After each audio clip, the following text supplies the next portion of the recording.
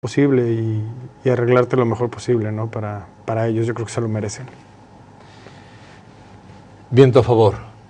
Este es el 14º, 14. Sí, con algunos otros 2 discos que hemos sacado que han sido en vivos, que no los contamos como... Que serían 16. Sí. Y 15 millones de discos vendidos, 600.000 copias lleva.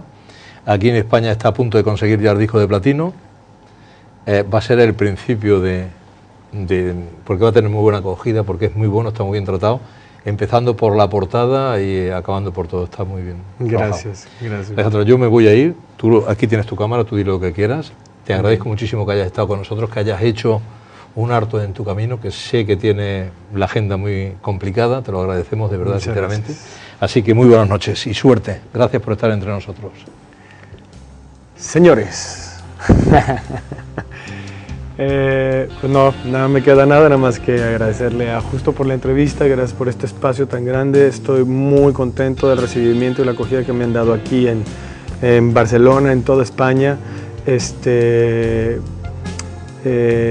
bueno, les dejamos este nuevo material que es Viento a favor, en donde le pusimos vida, corazón, alma, y que nos veremos muy pronto por acá en mayo, como ya se los había dicho, que me urge regresar a dar conciertos en directo, vivo en directo con todos ustedes. Los quiero mucho y que Dios los bendiga. Gracias.